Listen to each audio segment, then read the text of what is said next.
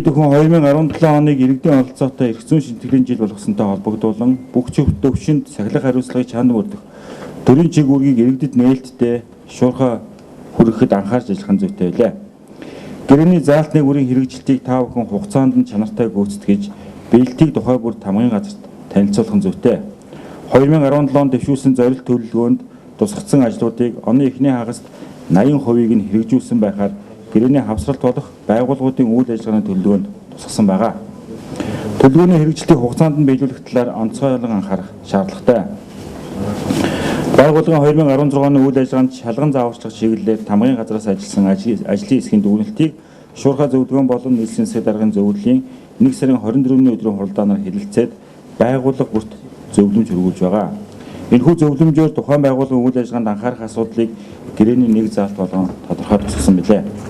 2017 онд нийслэлийн төсөвт 536 тэрбум төгрөгийн төсвийн орлого төвлөрч 295.8 тэрбум төгрөгийн урсгал зардыг санхүүжүүлж хотын шуудын төсвөөс 174.4 тэрбум төгрөгийн хөрөнгө оруулалтын ажлыг хэрэгжүүлэн 89.4 тэрбум төгрөгийг Монгол улсын төсөвт төвлөрүүлнэ.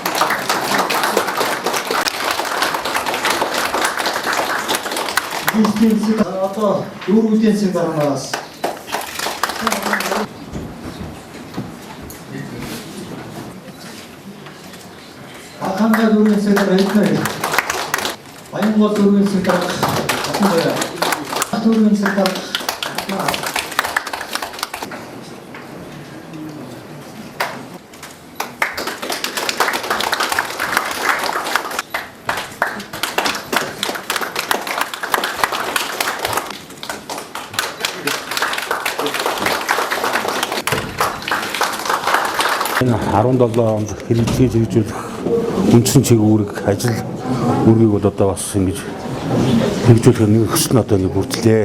Энэ хүрээнд бол гэрээний хаан дагуу бас тодорхой чиг үүргүүдийг дүүрэгтэй хэрэгжүүлэх. Эргээд энэ гэрээ бас цаашдаа салбарлаад төсвийн захистайгаа одоо байгуулж ингэж хөрсөн дээр бууж ажиллана.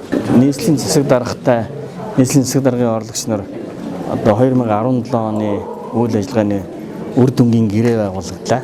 Энэ үр дүнгийн гэрээнд бол нийслэлийн засаг даргын орлогчийн бүтэн жилийн хугацаанд хийх үйл ажиллагааны одоо хамсралтыг бол давхар бас баталж байгаа. Тэгээ энэ дээр бол өөрсдийн одоо харьяа байгууллагуудын мөн агентлагын дарга нартай бас гэрээ байгуулж байна. Дүүргийн засаг дарга нартай бас үр дүнгийн гэрээ байгуулж байна. Тэгээ энэ бол жилийн хүрээнд бол энэ үйл ажиллагааг дүгнээд тэгээ хагас бүтэн жилээр бол дүгнэж ажиллана. Мэдээж одоо хэрэгжүүлээгүй юм уу ийм тохиолдолд бол одоо бас энэ үр дүнгийн гэрээг бол бас туслах юм эрхтэй юм байж байгаа.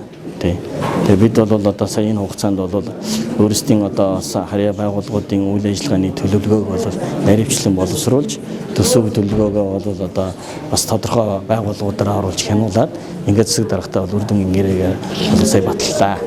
Өнөөдөр нийслэлийн засаг даргатайгаа бид нэр үр дүнгийнхаа гэрээг байгуулж байна. Манай нийслэлийн жижигхэн дүүрэг дэмжих төвийн хувьд бол аз жаргалтай хот мөрийн хөтөлбөрийн хүрээнд хийгдэх нийслэлийн засаг даргын 17 оны хэрэгжүүлэх ажлын зэрэгтэнд орсон байгаа. Энэ нь юу гэхээр зэрэг бид нар хамгийн гол нь жижиг бизнес эрхлэгчдийг нэлээд дэмжиж, энэ зах зээлийн энэ хүнд байгаа энэ үед том жижигээр өхөө үйлдвэр жижигээр одоо жижигхэн 3-4 хүн ажиллаж байгаа энэ үйлдвэрлэлээр аюул сайн дэмжиж тэр дундаа бас өрхийн хөгжлийн бэрхшээлтээр хэдий бас нэлээд дэмжиж ажиллах ийм зорилт тавьж байгаа. Бид нар үндсэндээ 8 том зорилт тавиад ажиллаж байгаа.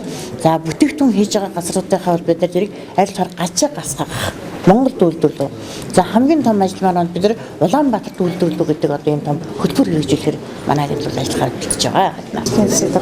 Засаг дарга бөгөөд Батар даргатай одоо үр дүнгийн гэрээ хийж байна. Мэдээж засгийн газраас хэрэгжүүлж байгаа чиг үүрэг дээр нэмээд нийслэлийн засаг даргын мөрийн хөтөлбөрийг одоо дүүргийнхаа бас мөрийн хөтөлбөртөө тусгаж энэ үр дүнгийн гэрээ хийж байна.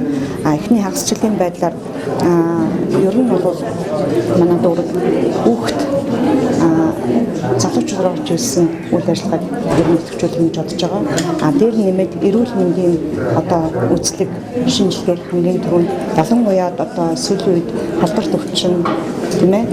Тэгээд томот өвчин дээр нэмээд бас одоо янз бүрийн одоо халдварт өвчнгүүд нэлийн тоо хэмжээгээр гарсан байгаа. Энэ тал дээр хамгийн түрүүнд бол одоо Сүхбаатарын бол төлөв ажиллах гэж байна. Өнөөдрийн байдлаар JICA-гийн төсөл хэлбэрээр манай 3 жилийн хугацаанд төсөл хэрэгжиж байна. Энэ бол яг энэ мөрийн хөтөлбөртэй холбогдсон одоо ажиллагаа учраас хамгийн түрүүнд энэс эхлээд ажиллах нь баталтай байна. За 2017 онд нийслэлээс иргэдийн оролцоотой эрх зүйн шийдвэрийг дэмжих зээл болгон зарласан.